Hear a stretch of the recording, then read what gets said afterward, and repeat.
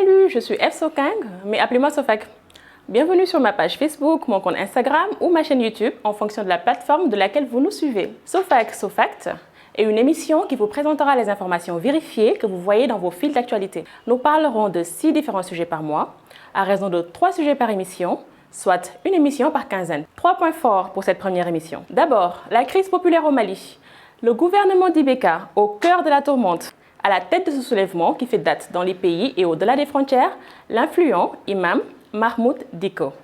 Ensuite, la Banque africaine de développement, où la réélection d'Akinwumi Adesina est source de controverse. Après un quinquennat au cours duquel plusieurs incidents ont fait tache d'huile, l'actuel président de la BAD se positionne pour briguer un second mandat. Et en toute fin d'émission, nous parlerons de la Chine, qui a décidé d'annuler la dette africaine. Le géant asiatique renonce-t-il vraiment aux prêts accordés aux États africains? Nous le verrons dans cette émission. Au Mali, un imam défie le président Ibrahim Boubacar Keïta. La population malienne, menée par l'imam Mahmoud Dicko, se mobilise depuis le vendredi 5 juin pour demander la démission du président Ibeka. Il dénonce notamment la corruption, les faiblesses du service public et la montée de la violence intercommunautaire et djihadiste. Ces manifestations de colère sont inédites au Mali et se passent les vendredis après la prière de la mi-journée. La première manifestation a eu lieu le 5 juin à Bamako et Sikasso, et après cette première démonstration de force de Mahmoud Dicko et de sa cohorte, une autre s'en est suivie le 19 juin. Depuis lors, les mouvements s'étendent à travers le pays, voire au-delà des frontières, où les manifestants se retrouvent devant les ambassades et autres représentations diplomatiques du Mali, Kay, Ségou, Tombouctou, Paris et même Washington. Après, qui est donc l'imam Mahmoud Dicko? Qui est cette personnalité qui draine tant de foules et arrive à faire plier le gouvernement d'Ibeka? Il s'est fait connaître en 2009 à la tête du Haut Conseil islamique en dirigeant une campagne de manifestation de masse qui a obligé le président malien de l'époque, Amadou Toumani Touré, plus connu sous le nom d'ATT, à modifier une réforme du droit de la famille qui aurait renforcé les droits des femmes. En avril 2009, il a organisé des manifestations qui ont entraîné le limogeage de Soumeylou Boubèye Maïga, alors Premier ministre. Né au milieu des années 50 dans la région de Tombouctou, l'imam Dicko, qui était à l'origine professeur d'arabe, a étudié en Arabie Saoudite et est devenu le chef religieux de la mosquée de Badalebougou, une banlieue verdoyante de Bamako, située au bord du fleuve. Il est un défenseur de l'islam ouest-africain traditionnaliste et s'est toujours opposé aux destructions djihadistes des symboles culturels maliens comme Tombouctou. Tandis qu'il avait soutenu Ibeka en 2013 lors des élections maliennes, il a abandonné en 2017.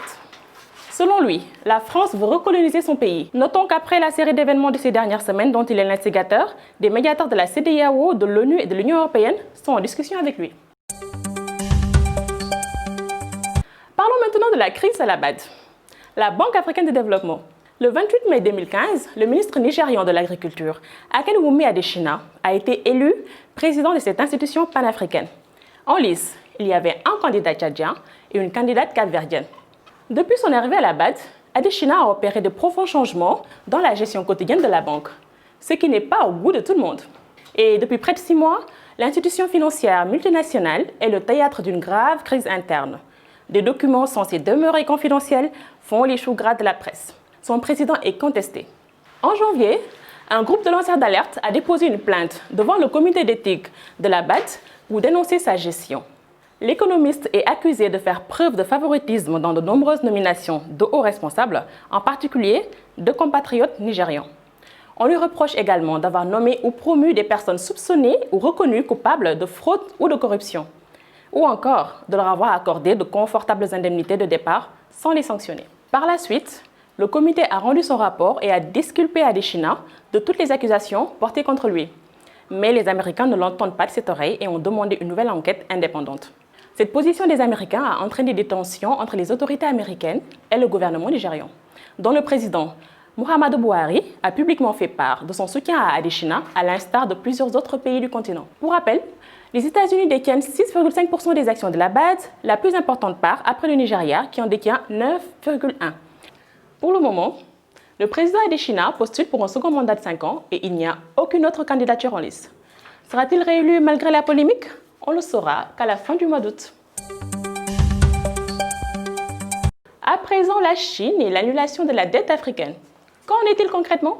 Une vidéo YouTube a fait le buzz en Tanzanie.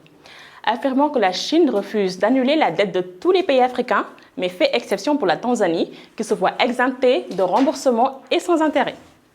Après vérification, nous pouvons affirmer que cette version est fausse. La Chine a bien fait une annonce le 17 juin.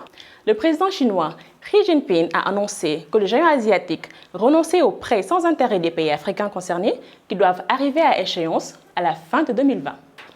Le président chinois a fait ses remarques lors d'un sommet extraordinaire Chine-Afrique sur la solidarité contre la Covid-19 qui s'est tenu par liaison vidéo. Il a en outre promis de continuer à soutenir les pays africains dans leur lutte contre la Covid-19, notant que les pays les plus touchés par le virus se verraient accorder un délai supplémentaire pour rembourser leurs prêts. Aucun pays n'a été mentionné. Voilà les 3 sujets que mon équipe et moi avons choisi d'aborder dans cette première édition de SoFact. Si vous avez des questions sur ces sujets, mettez-les en commentaire. Et si vous voulez que nous parlions d'un sujet en particulier, mettez-les en commentaire aussi. Et surtout, n'oubliez pas de partager cette vidéo. Abonnez-vous ou suivez notre chaîne pour plus d'informations sur l'Afrique. Merci et à très vite pour une nouvelle édition de SoFact.